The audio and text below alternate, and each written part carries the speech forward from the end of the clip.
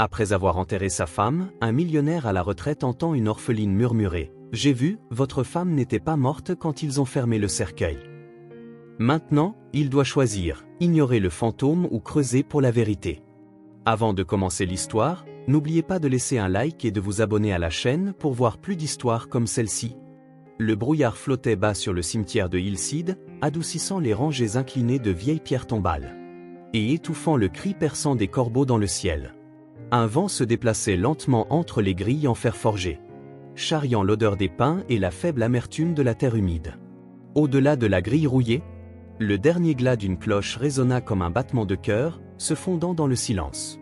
Walter Sullivan ajusta son manteau et fixa le monticule de terre fraîche sous la stèle blanche. Isabelle Sullivan, lieu de repos de la plus belle des épouses. L'inscription était immaculée, trop immaculée. Elle n'avait pas encore eu le temps de s'ancrer dans la mémoire. Il ne pleura pas, pas aujourd'hui. Il se tenait les mains jointes dans le dos, comme un vieux soldat, et regarda au-delà de la tombe de sa seconde épouse, vers la pierre tombale plus petite. Plus usée, sous le chêne. Margaret Sullivan.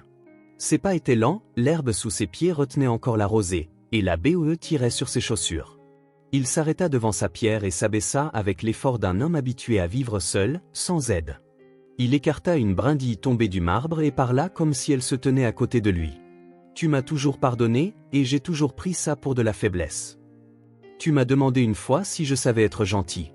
Peut-être que maintenant je sais, mais il est trop tard pour te le montrer. » Il resta assis un moment, laissant le silence s'installer, jusqu'à ce qu'il entende une douce voix derrière lui. « Elle n'est pas morte, vous savez. » Walter se retourna, surpris. Une petite fille se tenait à quelques pas, emmitouflée dans un manteau en lambeaux, de taille trop grand. Un bonnet tricoté glissait sur ses oreilles. Ses bottes étaient dépareillées. Il y avait de la terre sous ses ongles, mais ses yeux étaient vifs, trop vifs pour quelqu'un d'aussi jeune. « Que as-tu dit » Elle pointa la tombe fraîche. « Isabelle. C'est son nom, n'est-ce pas » Walter la dévisagea. « Comment sais-tu ça » La fille s'approcha, mais resta hors de portée. « Je vis ici. Là-bas. » Elle fit un geste vers le bord du cimetière où un cabanon d'entretien rouillé se dressait près d'une rangée d'arbres. Avant, c'était maman et moi. Maintenant, juste moi. Walter se releva lentement. Ce n'est pas une réponse. Je l'ai entendu respirer. Ses mains se raidirent sur le pommeau de sa canne. Pardon ? La fille hocha la tête, sérieuse. La nuit avant qu'il ne mette le couvercle. Je me faufile la nuit, parfois. Maman n'aimait pas ça, mais maintenant il n'y a personne pour me dire de ne pas le faire. Elle fit un pas en avant. Je l'ai vue coucher dans la boîte. Et quand je me suis approché, j'ai entendu cette petite respiration douce, comme elle. Pas fort, mais réelle. La bouche de Walter était sèche. Tu mens. Non, monsieur. Elle fouilla dans la poche de son manteau et en sortit quelque chose. Un petit médaillon en argent, vieux mais propre et poli. Elle tenait ça, serré très fort. Il le prit. Le fermoir était cassé, mais la gravure au dos était encore claire. À ma très chère, toujours. Walter faillit reculer. Il le reconnut. Il avait donné ce médaillon à Isabelle lors d'une nuit dans le Vermont. À l'époque où il prétendait encore que leur mariage signifiait quelque chose. La fille le regarda attentivement. « C'est à vous » Il ne répondit pas. Au lieu de cela, il se détourna, serrant le médaillon comme une relique. « Qui es-tu » demanda-t-il enfin. « Rosie. »« Rosie quoi » Elle haussa les épaules. « Juste Rosie. Maman s'appelait Lynn. Elle est là-bas. » Elle désigna une modeste stèle délabrée près du bord du terrain. On vivait à l'arrière de ce camion bleu jusqu'à ce qu'elle tombe malade. Puis ici. Walter jeta un coup d'œil vers la route. Un véhicule d'entretien noir y était garé. Pas bleu, mais il y avait des traces de pneus menant à une parcelle d'herbe aplatie où un autre véhicule aurait pu stationner. J'ai vu quelqu'un d'autre aussi, ajouta Rosie. Deux hommes sont venus tard cette nuit-là. Grand manteau. L'un avait une pelle. J'ai regardé depuis les arbres. Ils l'ont prise. Walter se tourna de nouveau vers elle, plissant les yeux. Pris qui ? Isabelle. Sa voix ne trembla pas. Ils ont ouvert la boîte et l'ont sortie. Il prit une lente inspiration, sans réaliser à quel point il serrait la mâchoire. Tu t'attends à ce que je croie ça ? Elle ne répondit pas. Au lieu de cela, elle dit, vous devriez parler au vieux prêtre. Il était bizarre ce jour-là. Il a dit que quelque chose clochait avec sa peau. Trop chaude. Le regard de Walter s'aiguisa. Il se souvint de l'étrange pause que le père Ethan avait marquée. À la fin de la cérémonie, une hésitation juste avant que la terre ne tombe. Son téléphone vibra dans la poche de son manteau. Un numéro inconnu.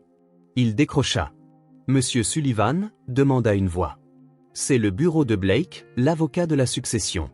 Nous avons besoin de votre signature sur un document confirmant la propriété de la montre Lincoln.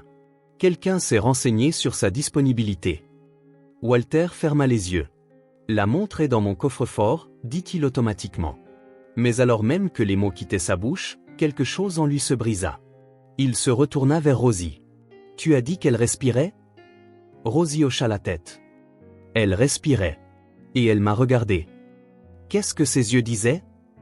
La fille resta silencieuse un long moment. Puis, qu'elle n'avait pas fini. Walter la regarda d'un air dubitatif. Il partit, mais son cœur commençait à ressentir les premières ondulations. Le cimetière était plus calme maintenant. Le soleil du matin filtrait à travers les branches clairsemées, peignant de faibles traînées jaunes sur la pierre humide. Une légère brume persistait là où le sol s'affaissait près de la clôture ouest, un endroit que le soleil ne semblait jamais toucher pleinement. Walter se tenait à nouveau près de la tombe d'Isabelle, mais pas pour elle, pas entièrement. Rosie était revenue. Même manteau en lambeaux, même regard perçant. Et elle l'observait comme un chat attendant qu'une porte s'ouvre. « Vous êtes revenu, dit-elle. Ni surprise, ni satisfaite. Juste une observation. Tu as dit que je devrais parler au prêtre, répondit Walter. Tu ne l'as pas fait. Je vais le faire. Rosie était maintenant accroupie, arrachant de l'herbe à la base de la stèle. Je suis restée ici cette nuit-là, dit-elle. Après qu'ils aient apporté le cercueil, mais avant l'enterrement. J'avais froid. Maman disait que le sol redonne un peu de chaleur si on reste bien immobile. Alors je suis venu ici. Walter tourna son regard vers elle. Tu as dormi à côté de la boîte ? Je ne dormais pas quand je l'ai entendu. Dit-elle. La respiration. Walter laissa échapper une brusque inspiration. Rosie. Ce n'était pas juste le son. Elle a bougé. Cela le glaça. Rosie se leva et essuya ses mains sur son manteau. Sa main a eu un soubresaut, comme ça. Elle fit un petit geste avec ses doigts. Comme si elle essayait d'attraper quelque chose. Et puis il demanda, plus bas maintenant. J'ai tendu la main. Je n'ai pas réfléchi, j'ai juste tendu la main. J'ai touché sa poitrine, juste ici. Elle appuya la paume de sa main à plat contre son propre sternum. Et elle a inspiré une fois, profondément. Walter baissa les yeux, la mâchoire si serrée qu'elle lui faisait mal. Rosie sortit quelque chose de sa poche. Le médaillon en argent. Je ne l'ai pas volé, dit-elle. Elle le tenait. Je l'ai seulement pris après qu'elle se soit arrêtée. Il tendit la main et reprit le médaillon, mais cette fois à deux mains. Ses pouces retrouvèrent la gravure. Parker. À ma très chère, toujours. W. Il ne l'avait pas vue depuis des années. Pensait peut-être qu'elle l'avait perdue. Pensait peut-être qu'elle l'avait jetée. Tu dis qu'elle a bougé, qu'elle a respiré. Pourquoi n'as-tu rien dit à personne ? Rosie haussa les sourcils. Dire à qui ? Au type qui l'a enterré ? Il boit la moitié de la journée et oublie le reste. Walter plissa les yeux. Harry ? Elle hocha la tête. Il était là cette nuit-là aussi. Vous devriez lui poser des questions sur l'homme au long manteau. Walter ne répondit pas. Ses doigts se resserrèrent autour du médaillon. Maintenant, elle m'a regardé, dit soudain Rosie, la voix basse. Juste avant qu'elle ne s'arrête à nouveau. Les yeux entr'ouverts. Pas effrayé, juste en colère. Walter releva vivement la tête. En colère ? Comme si elle savait que quelque chose n'allait pas. Comme si quelqu'un lui avait fait ça. Un vent léger passa sur eux, assez pour faire bruire les mauvaises herbes basses près des pierres. Le froid revint, rampant le long de la colonne vertébrale de Walter. « Je dois rentrer chez moi, murmura-t-il. « Votre maison est proche ?» demanda Rosie. 10 minutes à pied. Rosie pencha la tête. « Je peux venir ? Je ne toucherai à rien. Juste me réchauffer. Ma tente est trempée. » Walter la regarda, incertain. « Je m'assiérai près de la porte si ça vous rassure. » Ajouta-t-elle. Il hésita plus longtemps qu'il n'aimait l'admettre. Puis, finalement, il hocha la tête. Seulement pour un petit moment. La maison était silencieuse, à moitié endormie, comme son propriétaire. La poussière adoucissait les bords des meubles. La peinture s'écaillait dans un silence poli. Rosie entra comme si elle pénétrait dans un musée. Elle s'arrêta dans le hall, fixant le long mur de photos encadrées. La plupart manquaient, seules des ombres restaient là où elles avaient été accrochées. « Elles sont tombées ?» demanda-t-elle. Walter suivit son regard. « Je les ai enlevées. » Pourquoi tourna dans le couloir. « Par ici. » Dans le salon, il la laissa avec une couverture et alla vérifier le coffre-fort derrière l'étagère du bureau. La combinaison cliqua par habitude. La porte s'ouvrit. La boîte était là. L'écrin de velours. Mais pas la montre. Il se figea. Lentement, méthodiquement. Il déplia le tissu. Vide. Son souffle se coupa. Il resta longtemps debout, fixant le vide où l'héritage aurait dû se trouver. La montre qui aurait appartenu à Abraham Lincoln. Celle autour duquel il avait construit son mythe. Disparue. Il retourna au salon. Rosie était recroquevillée sur le bord du canapé, les jambes repliées sous elle, regardant la cheminée comme si elle s'attendait à ce qu'elle s'anime. Il ne dit rien. Elle non plus. Puis, sans tourner la tête. Elle demanda, « Vous avez perdu quelque chose aussi ?» Il la fixa. « Qu'est-ce qui te fait dire ça ?» Vous avez le même regard que ma maman quand ils ont pris son collier. D'abord vide, puis un peu creux. J'ai perdu une montre, dit-il d'un ton neutre. Importante ? Il ne répondit pas. Après un moment, Rosie sortit à nouveau quelque chose de son manteau. Un morceau de papier plié. Elle le lui tendit. Un dessin d'enfant au crayon de cire au dos d'un reçu de restaurant. Une femme dans une boîte en bois, les yeux ouverts. Une petite fille à côté d'elle. Le médaillon dans la main de la femme. D'un argent brillant. Et autre chose au poignet de la femme, un cercle dessiné lourdement en gris. Walter tenait le dessin comme la photo d'une scène de crime. « Tu as dessiné ça ? Cette nuit-là. Je pensais que j'allais oublier. Mais je n'ai pas oublié. » Il plia soigneusement le dessin et le plaça dans son manteau. « Je crois que je dois parler à quelqu'un, dit-il enfin. »« À qui ?» demanda Rosie. « Le prêtre. » Elle hocha la tête comme si cela avait du sens. Il attrapa le téléphone et composa le numéro du vieux pasteur, qui avait célébré les funérailles d'Isabelle. Il sonna 2 fois. « Allô ? Révérend Ethan ?» Une pause. « Walter Sullivan. » Cela fait un moment. Walter se pencha en avant, posant son coude sur le comptoir. « Oui. Je voulais juste vous remercier d'avoir dirigé la cérémonie. Je vous en prie. Je n'étais pas sûr que cela vous ait apporté du réconfort. » Walter hésita. « Je ne suis pas sûr de croire encore en grand-chose. » La ligne resta silencieuse un moment. Puis Ethan parla, plus lentement maintenant. Il y avait quelque chose dans cette cérémonie qui ne me semblait pas normal. Walter fronça les sourcils. « Que voulez-vous dire ? Quand je me suis penché sur le cercueil pour offrir la prière finale, je jure que j'ai senti de la chaleur sur ses lèvres. » Le souffle de Walter se coupa. « Pardon ? Cela aurait pu n'être rien. L'imagination ou la façon dont l'air se tenait ce jour-là. Mais j'enterre des gens depuis plus de 40 ans. Et je n'ai jamais hésité comme je l'ai fait alors. » Walter serra le téléphone plus fort. « Pourquoi n'avez-vous rien dit ? » La voix d'Ethan tomba à un murmure. « Parce que je n'ai pas fait confiance à mon instinct ce jour-là. Mais peut-être que vous pouvez encore faire confiance au vôtre. » Puis la ligne devint silencieuse. Walter fixa le combiné pendant un long moment, la tonalité bourdonnant faiblement à son oreille. Alors qu'il se levait, Rosie leva les yeux vers lui et dit doucement, « Si elle n'est pas dans le sol. Où pensez-vous qu'elle est allée ?» Walter ne répondit pas, parce qu'il ne savait pas. Mais soudain, il eut besoin de le découvrir. La pluie tambourinait légèrement contre les hautes baies vitrées. Trop douce pour être remarquée au début. Les arbres dehors bougeaient avec le vent. Leurs branches nues grattant contre le revêtement extérieur comme de vieux doigts cherchant une fissure dans les murs. À l'intérieur de la maison, la chaleur n'atteignait pas tout à fait les coins. Walter était assis au bord de son bureau dans le cabinet de travail. L'écrin de velours toujours ouvert devant lui, froissé maintenant, inutile, vide. Il n'avait pas bougé depuis son retour du salon. Le feu s'était éteint depuis longtemps. Il passa son pouce le long du pli où la montre aurait dû reposer. Elle avait disparu. Pas égarée. Pas empruntée. Il n'avait pas ouvert ce coffre depuis des semaines, n'en avait pas eu besoin. Il y avait des choses qu'on ne vérifiait pas sauf si on y était obligé. Comme une tombe. On frappa depuis le couloir. Rosie. Elle planait au seuil du bureau.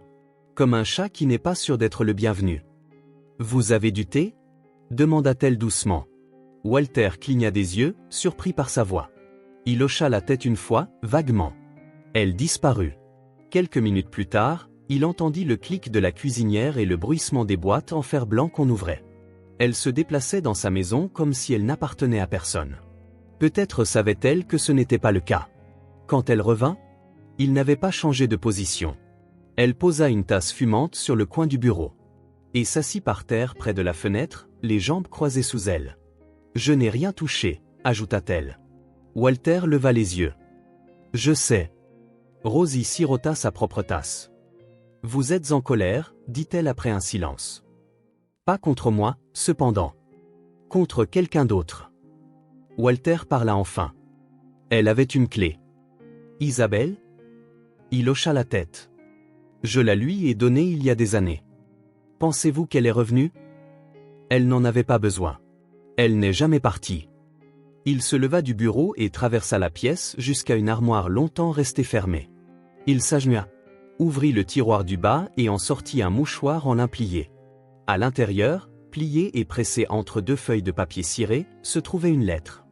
Il la déplia. L'écriture de Marjorie, son ancienne gouvernante. La lettre était arrivée une semaine avant les funérailles. Froissée, non envoyée, cachée sous une pile de factures non ouvertes. « Monsieur, je suis désolé d'avoir dû partir comme ça. Je sais que vous lui faites confiance, mais je l'ai vu prendre des choses. Je l'ai vu avec votre montre, enveloppée de rouge, il y a 2 nuits. Elle ne savait pas que j'étais là. Elle ne le sait jamais. Soyez prudent. » Il l'a lu 2 fois avant de l'aplatir sur le bureau. J'aurais dû lire ça plus tôt. Rosie l'observait, immobile. « Elle m'a demandé une fois, dit Walter, si je perdais la montre, est-ce que je perdrais ce qu'elle signifiait ? » Rosie pencha la tête. « Qu'est-ce qu'elle signifiait ?» Walter fixa l'âtre sans feu. « Elle signifiait la preuve que j'avais représenté quelque chose, autrefois. Que j'avais mérité la confiance. Vous aviez besoin d'une chose pour prouver ça ? Je suppose que oui. » Il prit l'écrin de velours vide et le remit dans le coffre-fort. Le refermant lentement. « Elle la voulait, dit-il à voix haute. Pas à Rosie, peut-être même pas à lui-même. Elle la voulait plus qu'elle ne voulait être avec moi. »« Elle l'a prise ?» demanda Rosie. « Oui. » Le silence s'installa entre eux. Puis Rosie plongea la main dans son manteau et en sortit un petit morceau de métal tordu. « J'ai trouvé ça sous le tapis dans sa chambre, dit-elle. Je ne cherchais pas. J'ai juste fait tomber ma chaussette. » Walter prit l'objet. C'était un fermoir de montre incurvé. La même finition en laiton brossé que celui de son héritage. Il avait encore une légère chaleur. Il le tourna dans sa main. « Elle planifiait ça, dit-il doucement. » Rosie se leva et erra vers la bibliothèque.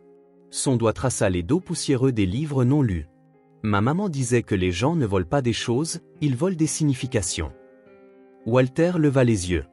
Elle disait que la seule chose pire que de perdre quelque chose, c'était de réaliser que quelqu'un ne l'avait jamais vu. Comme vous. Il la fixa, non pas pour ce qu'elle disait, mais pour la façon dont elle le disait, comme si elle l'avait déjà vécu. Puis elle désigna un journal relié en cuir coincé entre 2 guides fiscaux.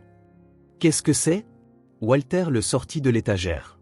C'était un cadeau de Margaret, des décennies auparavant. Il ne l'avait pas ouvert depuis des années. À l'intérieur se trouvait une note écrite de l'écriture nette et cursive de Margaret, « Quand les symboles s'effondrent, construisez-en de nouveaux de vos propres mains. » Il s'assit lentement. « C'est elle qui a dit ça ?» demanda Rosie. « Non. Elle l'a écrit. Mais je n'ai jamais écouté. » Ils restèrent dans le silence qui suivit, non pas lourd, mais délibéré.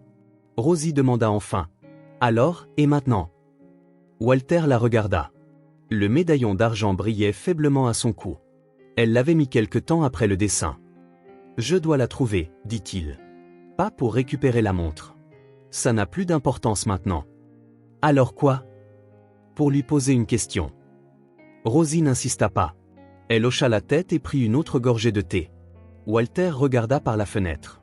La pluie avait cessé, mais le ciel ne s'était pas éclairci. La neige avait recommencé à tomber, silencieuse et fine, comme de la fine farine tamisée. Elle adoucissait les arêtes des vieilles pierres tombales et transformait la nuit en murmure. Le vent s'était calmé, mais le froid pressait de près, comme quelque chose qui écoute. Walter s'appuyait sur sa pelle au bord de la tombe d'Isabelle. Il avait attendu bien après minuit, quand même les ivrognes de la ville avaient trouvé des lits ou des bancs pour finir la nuit. Rosie s'était endormie sous un plaid près de la cheminée. Il lui avait laissé un mot, « Ne t'inquiète pas. Je reviens bientôt. » Probablement. Maintenant. Debout au-dessus de ce que le monde appelait un lieu de repos final, il se sentait tout sauf fini. Si tu es là-dedans, et que tout ceci n'est que le fantasme de l'enfant, alors je refermerai le couvercle, murmura-t-il. Je te laisserai dormir. Il enfonça la bêche dans le sol durci par la neige. Mais si tu n'y es pas. Chaque pelletée était plus dure que la précédente. Le sol, déjà remué une fois, résistait comme s'il ne voulait pas être brisé deux fois. Son souffle gelait dans l'air. Ses articulations brûlaient. La dernière fois qu'il avait tenu cette pelle, c'était à la mort de Margaret. Il creusa la première pelletée, puis deux, par une fierté têtue, ou peut-être par culpabilité. Peut-être la même chose. Une demi-heure passa, puis une heure. La neige brouillait ses lunettes et s'accrochait à son col. Enfin, la bêche heurta quelque chose de creux. Il tomba à genoux et balaya la terre mêlée de givre. Le couvercle du cercueil. Bois laqué blanc. Immaculé. Intact. Une fine écharde de métal s'était fendue le long du joint. Il semblait avoir été refermé maladroitement. Les doigts de Walter hésitèrent. Puis saisirent. Il souleva le couvercle. Rien. Personne. Pas d'oreiller en satin. Aucune trace d'Isabelle. Seulement un unique bout de papier, enroulé comme une feuille morte. Humide, mais lisible. 4 mots de sa main. Continue d'avancer. Walter expira, sans être pleinement conscient qu'il avait retenu son souffle.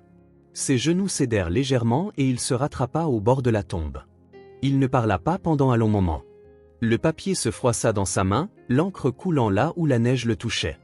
Des pas craquèrent derrière lui. Il ne se retourna pas.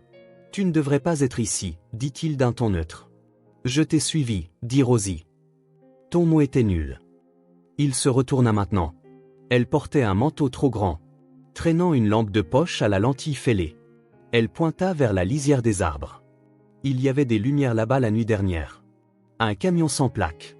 Je l'ai regardé. Le regard de Walter se rétrécit. « Tu es sûr ? Je ne suis pas aveugle. » Il désigna le cercueil ouvert. « Elle est partie. »« Je m'en doutais, » dit Rosie. « Ils l'ont prise ?» Walter sortit de la tombe, les os endoloris par le froid. « Tu as vu ça arriver ? » « Pas tout. Juste des formes. 2 hommes. L'un soulevait.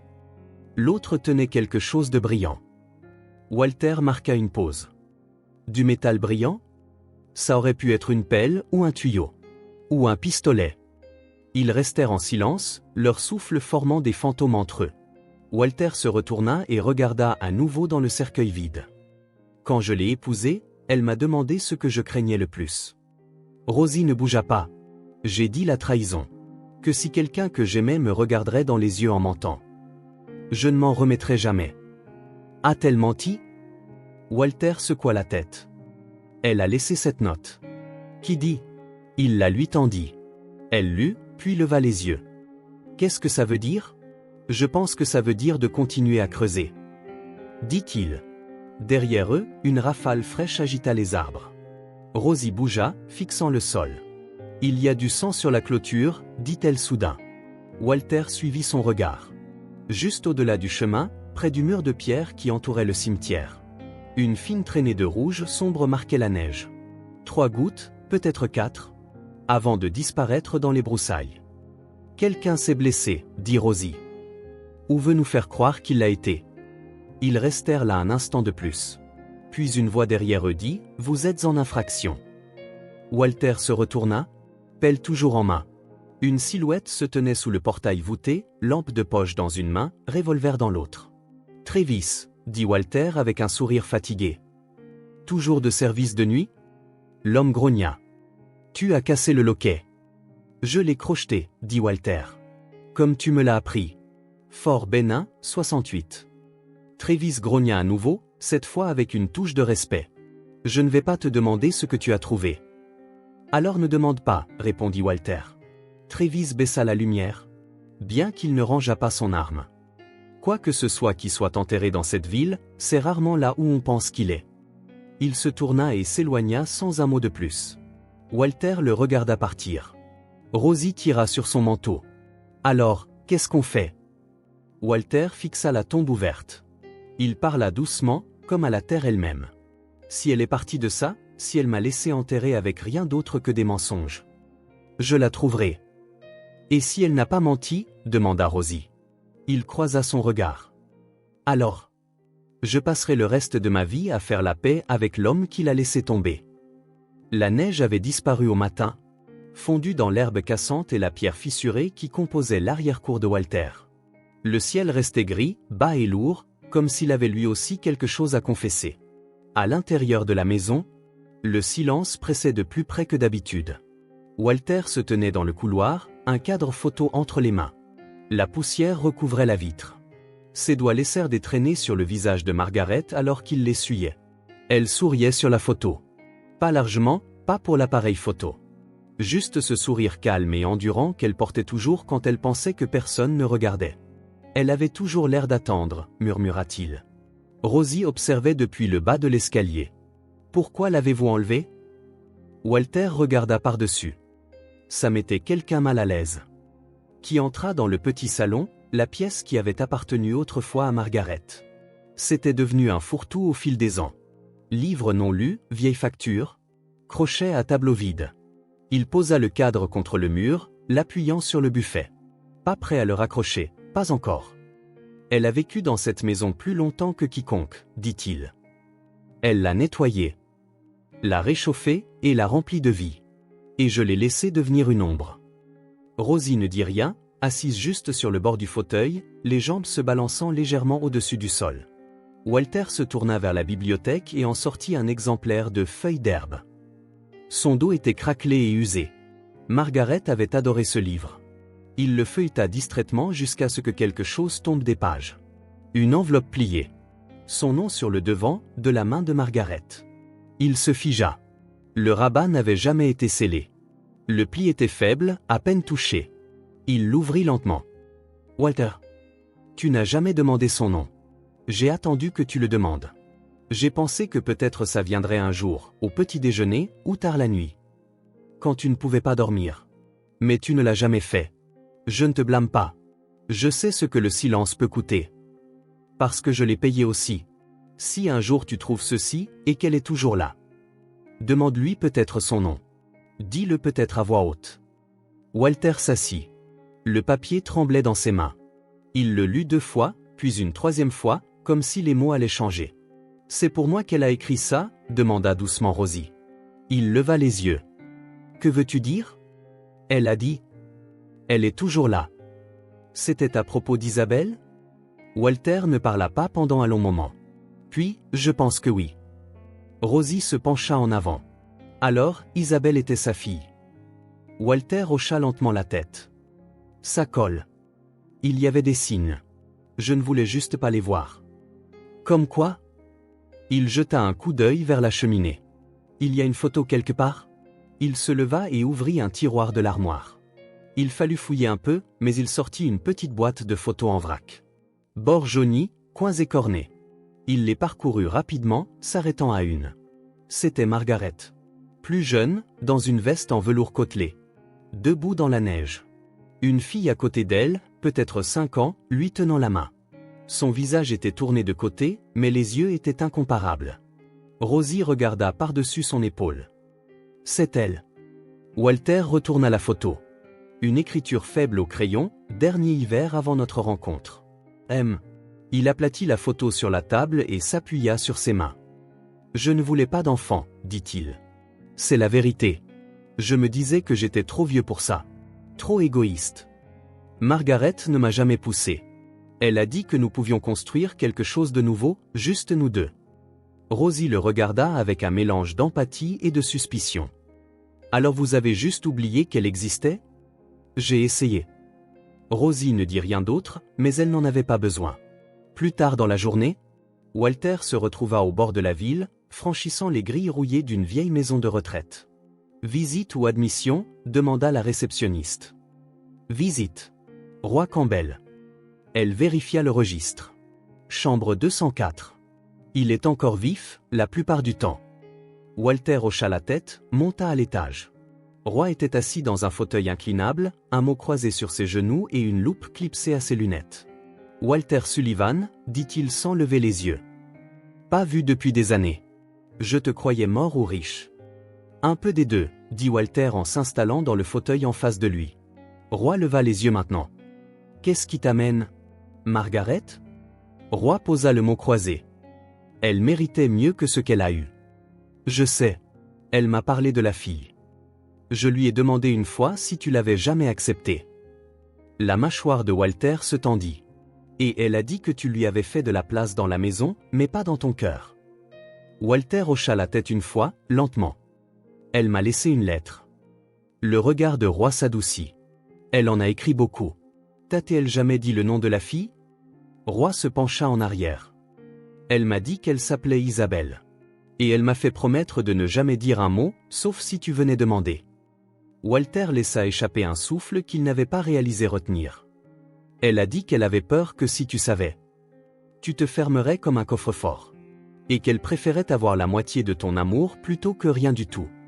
Je lui ai donné moins que la moitié, murmura Walter. Roy ne le contredit pas. De retour à la maison, la lumière baissait. Rosie avait rallumé le feu. Walter se tenait dans le couloir, fixant l'espace vide où la photo de Margaret avait été accrochée. Il souleva le cadre, avec des mains prudentes, le replaça sur le crochet. Il recula. « Elle est à la maison, dit-il. » Rosie leva les yeux du sol. « Comment s'appelait-elle » Walter sourit, presque. « Margaret » ? Non. Le nom de la fille. Sa fille. Sa voix se brisa légèrement. « Isabelle. » Rosie regarda dans le feu. « Eh bien, dit-elle. Je pense qu'il est temps que nous commencions à le dire. » Le bâtiment municipal trônait au bord de la ville comme un palais de justice oublié.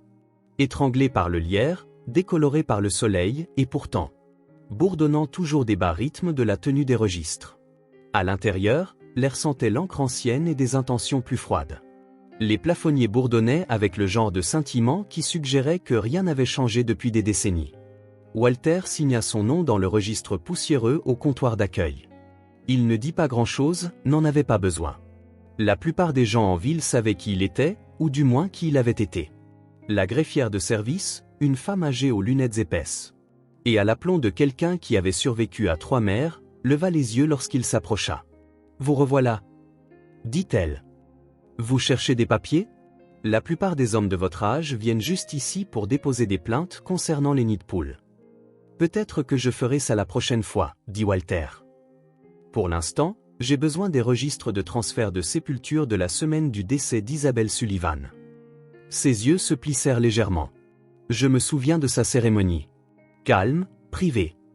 Presque personne. » Il ne dit rien. Elle vérifia son terminal, tapant comme quelqu'un qui préférait encore une machine à écrire. « Normalement, vous devriez être inscrit comme plus proche parent pour demander ces registres. »« Je suis son mari. » Une longue pause. Puis, ce n'est pas ce que dit le formulaire. Le front de Walter se plissa. « Pardon ?» Elle tourna légèrement l'écran vers lui. Contact familial indiqué ici, un certain Laurence Quin. Signé comme point de coordination légale. Qui diable est-ce ? Je ne sais pas, répondit-elle. Mais c'est une entrée notariée. Walter se pencha plus près. La date à côté de l'entrée, un jour avant les funérailles. Il recula, plus froid maintenant qu'à son arrivée. Avez-vous les journaux horodatés de l'équipe de transport ? Elle hocha la tête, fit glisser un dossier délavé sur le bureau. Les chiffres lui sautèrent aux yeux. Corps sorti de l'hôpital, 22h30. Arrivé au funérarium. 1h du matin. Presque 3 heures non comptabilisées. Je n'ai pas pensé à demander pourquoi ça avait pris si longtemps, murmura-t-il. Elle haussa les épaules. Je classe ce qu'on me donne. Si vous voulez plus que ça, vous devrez demander au funérarium. Il ne la remercia pas, partit simplement. Rosie attendait dehors, perchée sur les marches froides en pierre, jouant avec la sangle de son sac à dos. « Tu n'étais pas censé venir, » dit Walter. « Vous marchez comme un homme essayant de disparaître. J'ai pensé que vous auriez besoin de renfort. » Il faillit sourire. « Tu as trouvé quelque chose ? » « Beaucoup. » Le funérarium n'était qu'à quelques pâtés de maison. Sa façade était bordée de buissons soigneusement taillés et d'un mât qui n'avait pas arboré de drapeau depuis des années. La cloche au-dessus de la porte tinta une fois, trop doucement, trop répétée. Walter s'approcha du bureau d'accueil. L'homme derrière était Harry. Légèrement dégarni, voûté, et sentant vaguement les vêtements et l'eau de Javel. « Monsieur Sullivan, » dit Harry. « Je ne vous attendais pas. »« Bien. J'ai besoin de voir vos bandes de sécurité. » Harry cligna des yeux.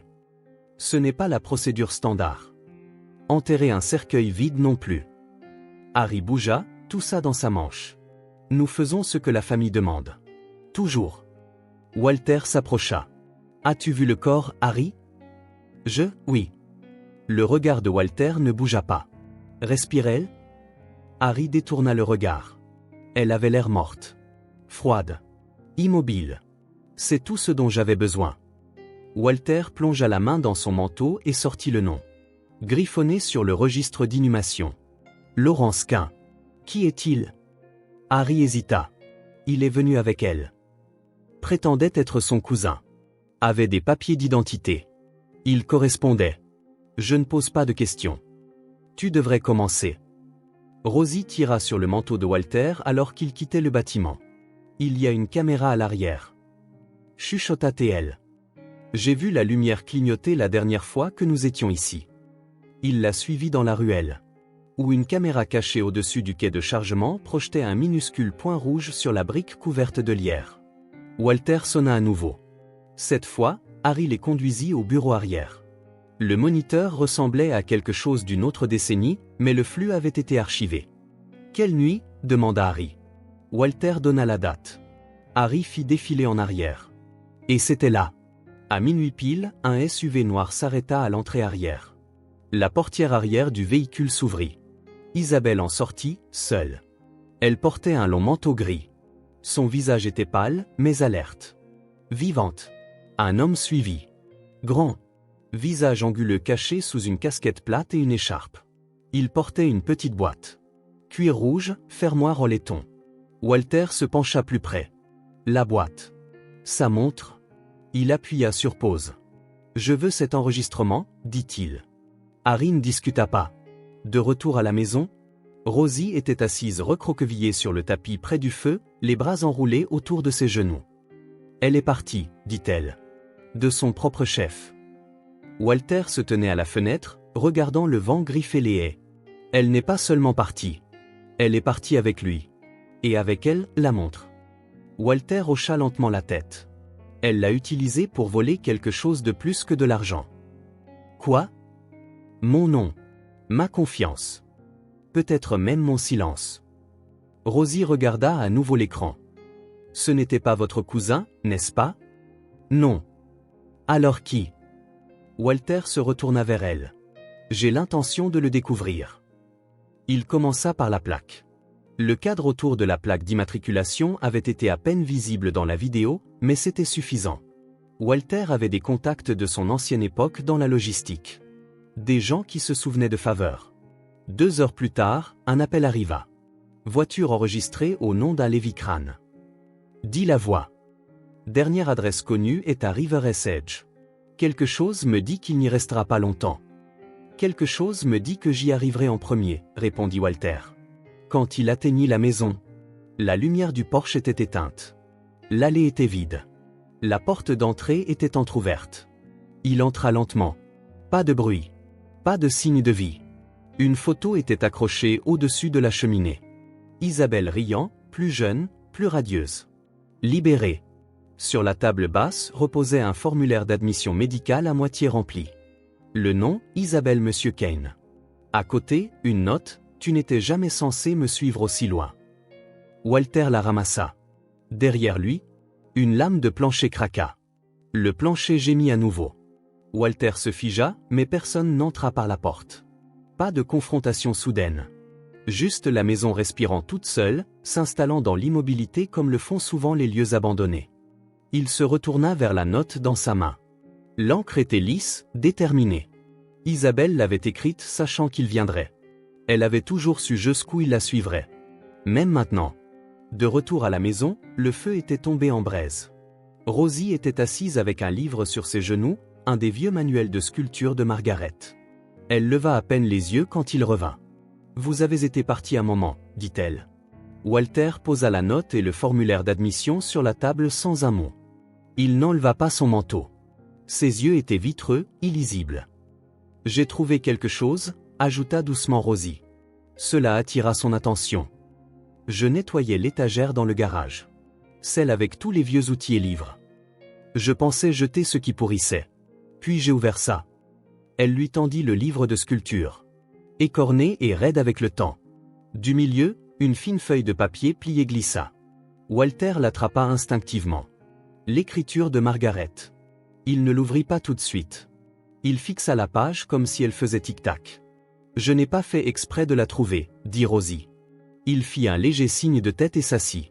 Ses doigts déplièrent lentement la lettre. L'encre avait coulé dans un coin, mais le reste était net, trop net. « Walter, il y a des vérités que je ne me suis jamais fait confiance pour dire à voix haute. C'est celle qui m'a tenu éveillé le plus longtemps. Isabelle est ma fille. Je l'ai eue avant de te rencontrer. Je te l'ai cachée parce que je savais que tu partirais, ou pire. Resterais sans jamais vraiment la voir. Je pensais que si je pouvais t'aimer assez, la vérité rétrécirait. Mais elle n'a fait que devenir plus forte. Chaque année où tu as ignoré son existence. Si un jour tu demandes, alors peut-être qu'il n'est pas trop tard. » La poitrine de Walter était oppressée. Il laissa la lettre glisser de ses mains. Rosie tendit la main vers lui. « Walter ?» Mais il s'était déjà affaissé contre le bord du canapé. La main agrippant son genou pour garder l'équilibre, le souffle prit quelque part entre l'inspiration et l'effondrement. « Je l'aimais, murmura-t-il. Je l'aimais. » Rosie attendit, laissa le silence tenir. « Et je la détestais, ajouta-t-il. Les yeux humides maintenant. Mais c'était la fille de Margaret. Pendant tout ce temps, il couvrit son visage de ses mains. Elle a vécu sous mon toit. J'ai partagé mon lit. Je me suis dit qu'elle était mystérieuse. Compliquée. Mais je n'ai jamais demandé une seule fois pourquoi elle ressemblait à quelqu'un que je ne pouvais pas laisser partir. » Rosie parla doucement. « Est-ce qu'Isabelle savait ? » ?»« Je ne sais pas, râla-t-il. Que Dieu m'aide si elle savait. Et pire, si elle ne savait pas. » Elle ramassa la lettre, la lut en entier. Puis la replia avec le genre de soin généralement réservé aux cendres ou aux drapeaux pliés. « Vous n'étiez pas censé trouver ça, » dit Rosie. « Mais je pense que Margaret l'a laissée en sachant qu'un jour vous en auriez peut-être plus besoin qu'elle n'avait besoin que vous la lisiez. » Il hocha faiblement la tête. Le lendemain matin, Walter fit une visite discrète à Cedar Street. Une petite maison aux haies envahissantes et aux carillons à vent en céramique qui n'avait pas chanté depuis des années. Une femme âgée ouvrit la porte. Lisa. Petite, les yeux vifs, avec un tablier maculé de farine et de souvenirs. « Vous êtes Walter, » dit-elle, non pas comme une question. « Oui. Je suppose que vous venez pour elle. »« Margaret ?» Elle rit une fois, non pas cruellement, mais avec l'épuisement de quelqu'un qui avait attendu trop longtemps. « Non. Pour la fille. » Ils s'assirent dans sa cuisine. La lumière du soleil tranchait à travers les rideaux jaunes. Des grains de poussière dansaient comme de vieux secrets. « Je gardais Isabelle, » dit Lisa, quand Margaret devait travailler le soir à la bibliothèque. Elle me la déposait et promettait d'être de retour avant minuit. Walter fixa son thé intact. « Vous a-t-elle dit de me le cacher ? » Elle n'en avait pas besoin. Vous n'avez jamais demandé. Vous vouliez Margaret, mais pas la partie d'elle qui lui rappelait qu'elle avait vécu avant vous. Il détourna le regard. « Je pensais que vous saviez, » ajouta Lisa. « Toutes ces années, la façon dont Isabelle vous regardait. Pas comme une fille, mais jamais tout à fait comme une étrangère non plus. Quelque chose de tordu. Quelque chose qu'elle ne pouvait pas placer. » Il tressaillit. « Vous dites ça comme si c'était quelque chose de cassé. Je le dis comme si c'était quelque chose d'inévitable. » Cette nuit-là, Walter rentra chez lui et s'assit dans le petit salon. Il fixa à nouveau la photo de Margaret. Maintenant de retour sur le mur. Son regard était doux. Ni indulgent, ni accusateur, juste constant. Il ouvrit le tiroir du vieux bureau et en sortit son testament. Il barra le nom d'Isabelle. Mais il ne le jeta pas. Au lieu de cela, il ajouta une ligne en dessous. À Isabelle, je laisse le silence que j'aurais dû briser et la vérité que j'aurais dû chercher. Rosie entra dans la pièce alors qu'il posait le stylo. Elle n'était pas entièrement mauvaise, dit-elle doucement. Je sais. Elle était brisée. Pas mauvaise. Juste laissée avec trop de mensonges en elle. Il hocha la tête, fixant les flammes. La détestez-vous ? Demanda Rosie. Je ne pense pas pouvoir me le permettre. Pourquoi pas ? Parce qu'alors je devrais me détester moi-même d'abord. Rosie se tint à côté de lui. A-t-elle jamais dit votre nom ? Demanda-t-elle. Il cligna des yeux. Qui ? Margaret ? Walter réfléchit. Puis, lentement, une fois. La première fois qu'elle a dormi ici. Elle a fait un rêve. Je suis entré dans la chambre et elle pleurait. Murmurant un nom. Rosie pencha la tête. Elle a dit maman. Il réalisa. Walter s'assit au bureau, la lettre de Margaret dépliée devant lui comme une blessure rouverte. Le carnet de croquis de Rosie serré contre sa poitrine. J'ai trouvé une vieille photo, dit-elle. S'avançant. Elle lui ressemblait. Isabelle. Mais en plus petite. Je pense qu'elle savait aussi. Walter se tourna brusquement.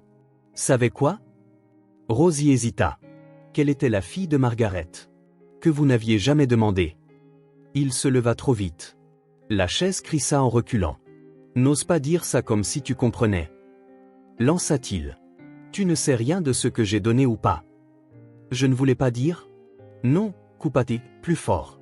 Tu n'as pas le droit de fouiller dans ce qui ne t'appartient pas. Ce n'est pas parce que je t'ai laissé rester que ça veut dire. Il s'arrêta, trop tard.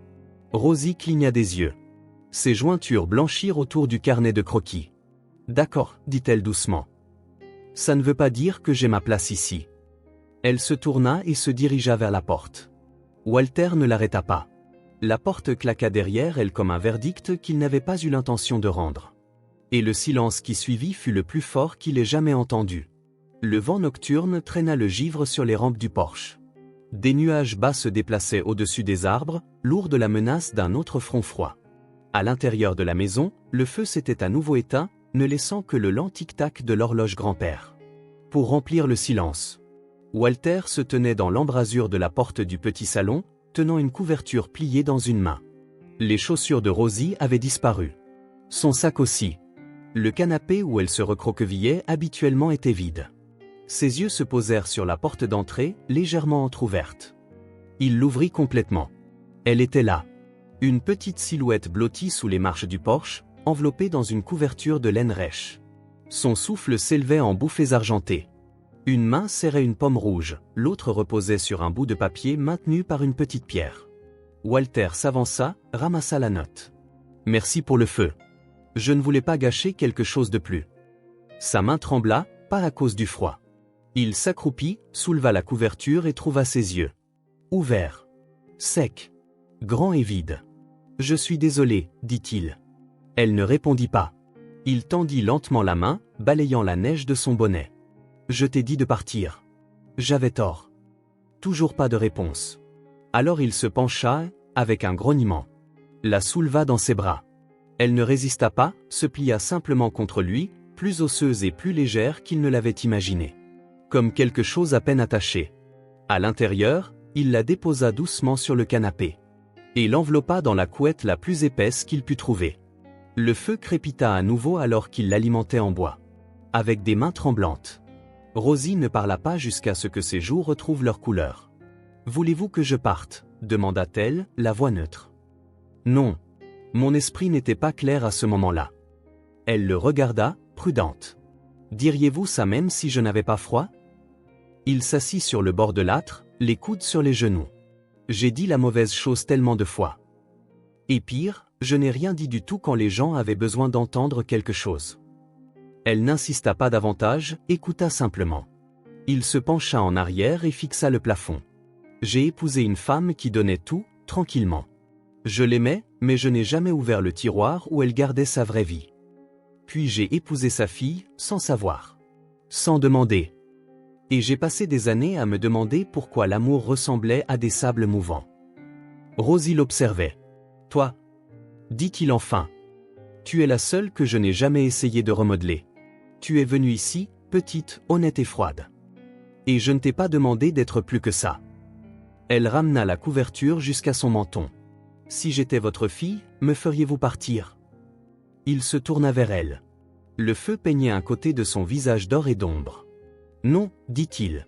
Je te dirais de rester. Parce que je voudrais faire mieux. Elle déglutit. Il se rapprocha et posa le dos de sa main sur son front. Chaud. Il y a plus de vie dans ta peau, dit-il doucement, que je n'en ai jamais senti en dormant à côté d'Isabelle. Et plus d'immobilité dans ta voix que je ne mérite qu'on me fasse confiance. Elle se pencha légèrement vers lui. Si je reste, murmura-t-elle, pourrais-je redevenir une petite fille? Walter cligna des yeux, pris au dépourvu. Personne ne m'a jamais demandé ça. Je crois que j'ai oublié comment. Il hocha lentement la tête. Alors nous pouvons apprendre ensemble. Le lendemain, il prépara 2 tasses de thé. Une forte et amère, une pâle avec trop de lait. Il fit griller du pain et beurra les 2 tranches inégalement. Rosie s'assit à table, les jambes se balançant au-dessus du sol, comme si elle lui avait toujours appartenu. Après le petit déjeuner, ils nettoyèrent le cabanon. Elle trouva une boîte bleue délavée au fond, coincée derrière un traîneau cassé. À l'intérieur, des vêtements de bébé, des jouets non ouverts et une paire de minuscules gants verts. « C'étaient les vôtres ?» demanda-t-elle. Walter ne répondit pas pendant un moment. « Non. Ils étaient destinés à quelqu'un qui n'est jamais arrivé. » Rosie hocha la tête comme si cela avait un sens parfait. Cet après-midi-là, une femme nommée Clara passa. L'infirmière du quartier. Elle avait autrefois soigné la mère de Rosie. Et avait entendu des rumeurs selon lesquelles la fille avait trouvé refuge. Elle ne parle pas beaucoup des mauvais mois, dit Clara après que Walter l'ait invitée à entrer. Mais elle n'a jamais cessé de dessiner. Toujours des petites maisons avec des lumières allumées. Walter jeta un coup d'œil vers la cuisine où Rosie était maintenant assise, dessinant tranquillement. Clara posa une main sur son épaule. « Je peux aider avec les papiers de tutelle, si c'est là que ça mène. » « Vous n'avez pas à décider aujourd'hui. »« J'ai déjà décidé, » dit Walter. Ce soir-là, Rosie s'endormit sur le canapé, un bras enroulé autour d'un livre de vieux contes de fées que Walter avait déniché au grenier. Il remonta la couverture puis s'assit à proximité, lisant à la lueur du feu. Sa respiration était régulière, ses joues à nouveau roses. Quand l'horloge sonna 10 heures, elle remua. « Walter, murmura-t-elle. Oui? Dois-je vous appeler autre chose? » Il sourit doucement. « Tu m'appelles comme tu en as besoin. » Elle hésita. « Serait-ce bizarre si je disais papy? » Il ferma le livre. « Non, dit-il. Ce sera la première fois que quelqu'un le fera. » Elle sourit. Pas largement, mais suffisamment. Le brouillard matinal s'installa épais sur les champs arrière. Depuis la fenêtre, les arbres ressemblaient à des silhouettes à moitié remémorées d'un rêve. Quelque part au loin, un chien aboya, aigu, sans direction, et bientôt avalé par le silence. Walter tenait l'enveloppe à plat contre la table. L'écriture était vieille, mais l'adresse de l'expéditeur était récente. Gilles Nolan. Un vieil ami d'une vie où les choses étaient plus simples, ou peut-être juste plus floues. Il avait envoyé le rapport hier. Walter l'avait appelé sur un coup de tête. Pas pour pourchasser Isabelle. Juste pour savoir. Maintenant, l'enveloppe reposait, non ouverte, à côté de son thé. Rosie dormait toujours à l'étage. Elle avait demandé une veilleuse. Il en avait trouvé une en forme de phare dans le grenier. Et y avait vissé une ampoule en état de marche. Elle s'était endormie en quelques minutes. Il brisa lentement le seau, comme s'il ouvrait quelque chose de sacré. À l'intérieur, 2 pages. La première était un résumé des déplacements. Isla Monsieur Kane, 37 ans. Présumé être un alias.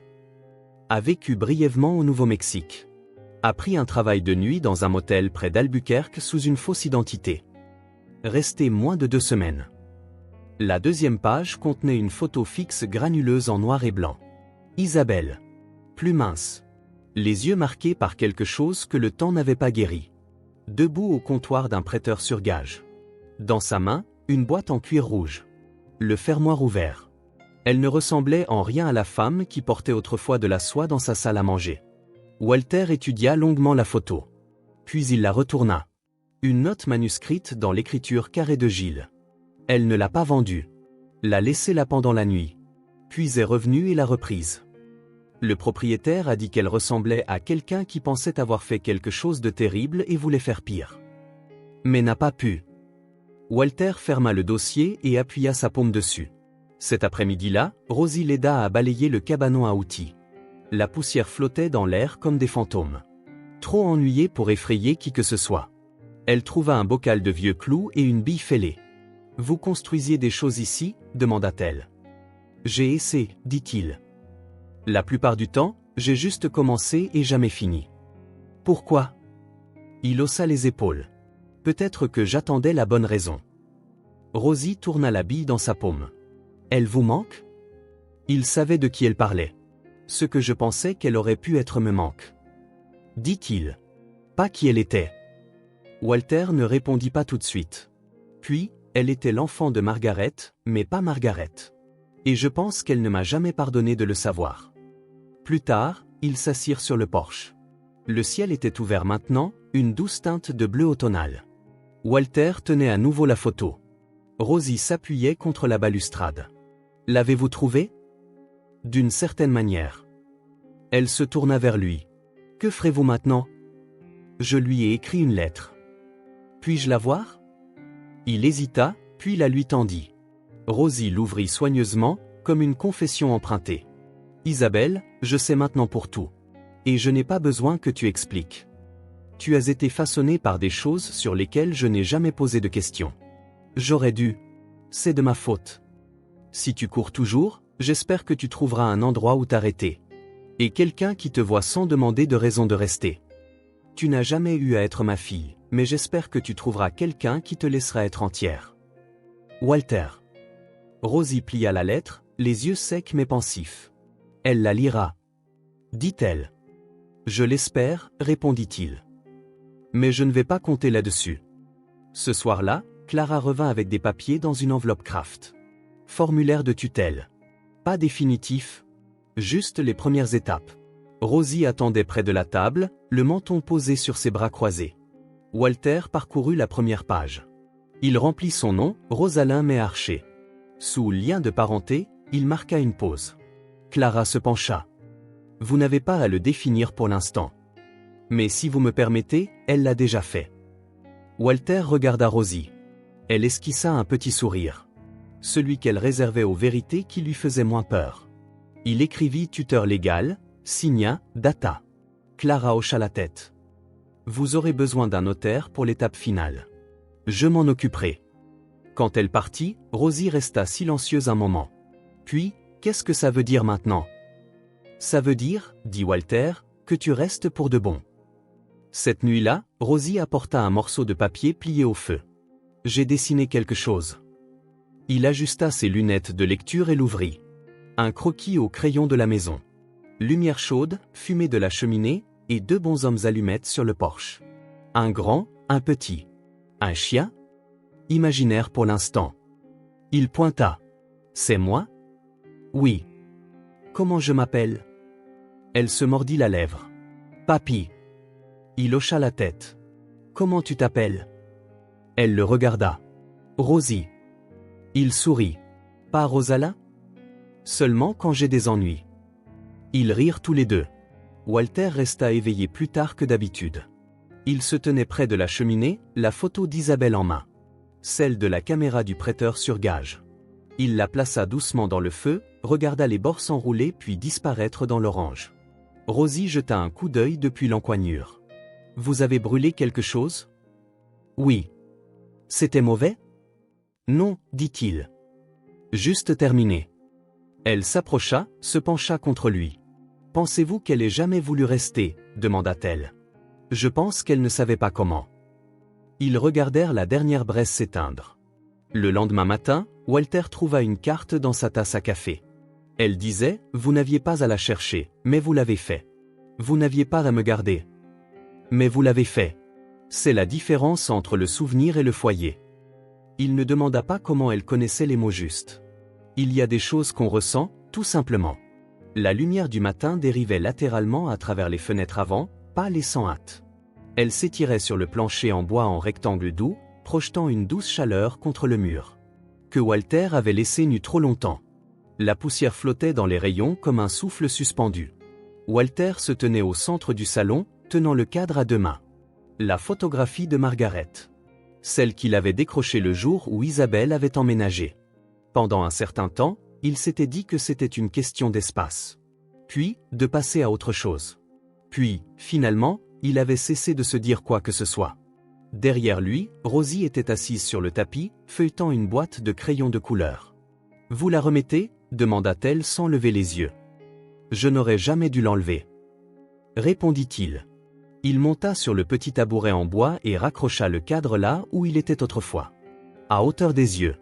Au centre du mur. Au même endroit où il avait toujours appartenu. La vitre capta la lueur matinale.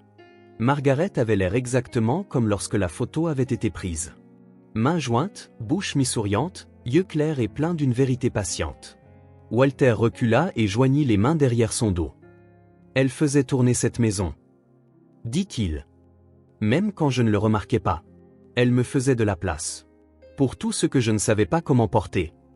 Rosie leva les yeux maintenant. « Et vous » Je lui ai donné le silence. Le pire genre.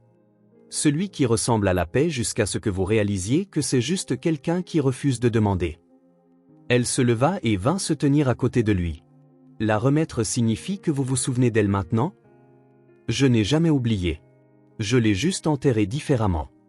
Cet après-midi-là, Walter ouvrit le tiroir de son bureau. Et en sortit une feuille fraîche de papier de qualité. Pas d'en-tête. Pas de modèle.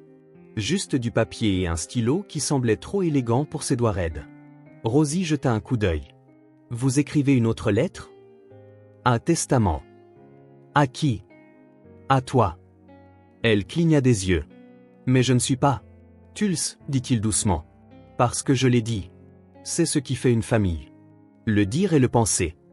Il commença à écrire. Lent, délibéré. Le grattement de la plume remplissait le silence.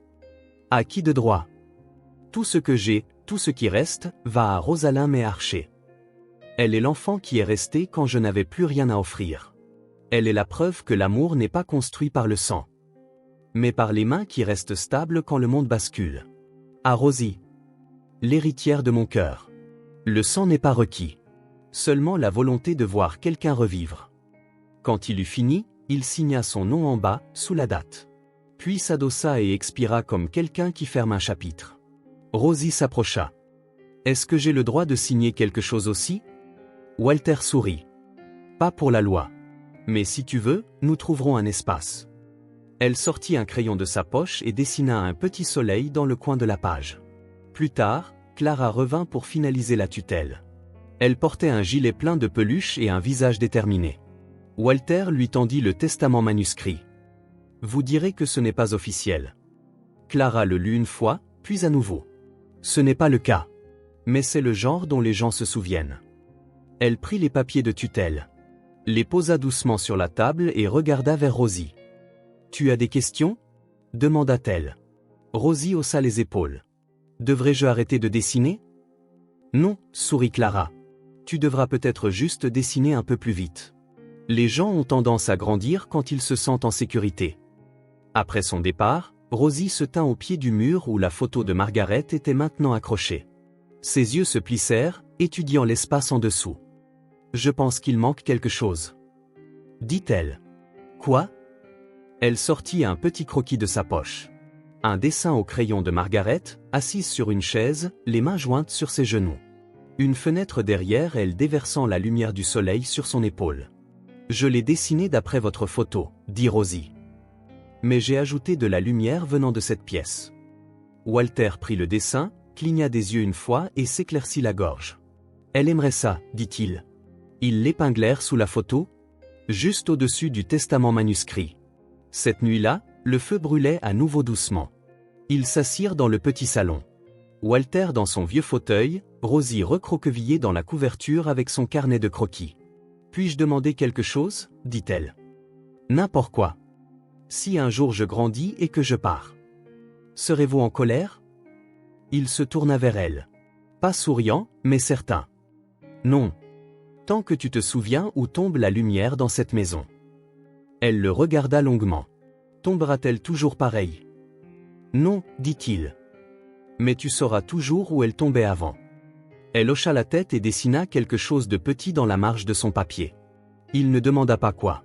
Avant de se coucher, Walter se tint une fois de plus devant le mur. La photo de Margaret. Le dessin de Rosie. Le testament. Un héritage en triptyque. Non pas comme loi, mais comme geste. Sa maison avait changé de forme. Pas avec des rénovations ou de nouveaux meubles. Mais avec quelque chose de plus simple, des noms prononcés à voix haute et des silences qu'on ne laissait plus pourrir. Le lendemain matin, Rosie plaça une nouvelle carte sur la table du petit déjeuner. Celle-ci disait « Les familles ne sont pas faites par le sang. Elles sont faites quand quelqu'un voit ton silence et l'appelle foyer. Amour, Rosie. » Walter lui servit son thé en premier. Personne ne l'avait jamais fait avant. La nuit était assez calme pour entendre le tic-tac de l'horloge. Pas celle, grand-père, dans le hall, qui s'était arrêtée depuis longtemps. Mais une petite horloge de cuisine que Walter n'avait pas remarquée depuis des années. Ses aiguilles bougeaient, régulières et douces, comme si elles marquaient le temps pour autre chose que les heures. Dehors, le givre bordait la rampe du porche. À l'intérieur, Rosie s'était endormie dans le grand fauteuil près du feu. Recroquevillée sur elle-même comme une virgule à la fin d'une phrase. Walter l'observait depuis l'embrasure de la cuisine.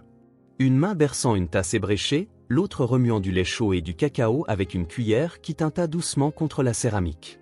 Il ne se pressa pas. Il laissa l'odeur monter, douce et suave, remplissant les coins de la maison. Comme quelque chose qui lui avait longtemps manqué. Il apporta la tasse à la petite table d'appoint et la posa sans bruit. Puis il attrapa la vieille couverture en laine pliée sur le dossier du canapé. Celle de Margaret.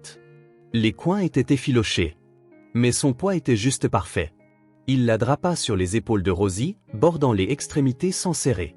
Elle remua un peu, sans se réveiller. Ses lèvres s'entr'ouvrirent légèrement. Un petit souffle s'échappa, et un mot. « Me laisse pas là-bas !» Walter se figea. Le feu crépita dans l'âtre. Il s'accroupit à côté d'elle, écarta quelques mèches de cheveux de sa joue et murmura bas. « Tu n'es plus là-bas. Tu es à la maison. » Il resta ainsi à long moment. Agenouillé à côté de l'enfant qui avait erré dans sa vie comme un écho. Et était devenu quelque chose de bien plus réel. Puis il se leva, traversa la pièce. Et ouvrit le tiroir de l'armoire près de l'entrée principale. Celui qu'il n'avait pas touché depuis les funérailles. À l'intérieur, niché dans du velours, reposait l'imitation. La montre de poche. Elle faisait un tic-tac parfait, l'avait toujours fait. Mais ce n'était pas celle transmise. Celle avec le mythe enroulé autour de ses bords. Celle-là était partie. Perdue dans le passé, ou peut-être retournée à lui. Walter souleva l'imitation, actionna le loquet du pouce et l'ouvrit. À l'intérieur, rien. Pas de gravure. Pas d'histoire. Il la referma d'un coup sec. De retour dans le salon, la photographie de Margaret était accrochée là où elle aurait toujours dû être. Centrée. Dégagée. Propre. En dessous, le dessin de Rosie la représentant, yeux doux, lumière de fenêtre tombant sur ses épaules. Et en dessous, le testament manuscrit de Walter, les coins maintenant doucement recourbés. Un soleil au crayon souriant depuis le bas à droite. Walter plaça la montre à la base du cadre. Une offrande silencieuse. Une reddition. J'ai construit trop de choses autour de ce que je pensais me rendre digne. Dit-il à voix haute. Et presque rien autour de ce qui le faisait réellement. Le lendemain matin, Rosie se réveilla et trouva la maison silencieuse. Sauf pour le grattement du pain grillé sur une assiette et le bourdonnement bouillonnant de la bouilloire. Une tasse de cacao était à nouveau à côté d'elle. Encore chaude. Elle la prit, puis remarqua un morceau de papier plié sur la table devant elle. Pour Rosie, écrit de la main de Walter. À l'intérieur, certaines personnes transmettent les choses par le sang. D'autres par la terre. Moi, je transmets cette maison, ces matins, et tout ce qui est doux. Que je n'ai jamais pensé avoir le courage de garder. Merci d'être resté. Cet après-midi-là, Clara passa une dernière fois. Cette fois, juste pour le thé. Elle s'assit près du feu pendant que Rosie dessinait à la table de la cuisine. Il y a une immobilité dans cette maison maintenant, dit Clara en sirotant lentement. Avant, on avait l'impression que quelqu'un retenait son souffle. Walter hocha la tête. Maintenant, elle expire juste. Elle plongea la main dans son sac. Et sortit le certificat de tutelle notarié. Vous êtes officiel maintenant. Complètement. Walter prit le document, y jeta un coup d'œil, puis le plia en deux et le glissa dans le tiroir du bureau. C'est drôle, dit-il. Le papier semble être la partie la moins importante. Clara sourit. Ceux qui comptent le sont toujours. Cette nuit-là, Rosie s'endormit tôt. Le cacao intact cette fois. Ses bras enroulés autour d'un carnet de croquis. Avec des dessins à moitié finis de fenêtres et de chaises et de mains. Des mains tenant d'autres mains. Walter était assis seul dans le petit salon. Pas de livres ouverts. Pas de lettres à écrire. Juste lui et le calme. Il regarda à nouveau le mur. Margaret. Le dessin. Le testament. La montre. Une lignée du haut vers le bas. Souvenir. Reconnaissance. Renaissance. Il se leva et se tint devant. Il posa une main doucement sur la vitre de la photo de Margaret. L'autre sur le bord du bureau. Sa voix était douce. Je pensais que l'héritage était quelque chose qu'on gagnait dans les affaires. Dans les noms imprimés sur les choses. Dans ce que les gens vous devaient quand vous étiez partis. Il expira. Mais toi, tu m'as appris que l'héritage est ce qui reste chaud. Après que tout le reste est devenu froid. Le feu avait à nouveau baissé. Il jeta une autre bûche, remua les braises. Puis se déplaça vers le fauteuil à côté de Rosie et s'assit. Elle remua dans son sommeil. Il ne parla pas. Tendit juste la main et la posa sur sa couverture, sentit le va-et-vient de sa respiration en dessous. Sûre. Petite. Régulière. La pièce était immobile. La maison enfin pleine. Il regarda vers la fenêtre où le givre venait de commencer à se former sur les bords de la vitre. Délicat, blanc. À l'intérieur, la chaleur tenait bon. Et dans ce calme, cette douce expiration d'une fin, Walter pensa, j'ai autrefois enterré ma conscience. Et une enfant, pas mienne par le sang, pas mienne par promesse, m'a aidé à la déterrer et à la garder au chaud.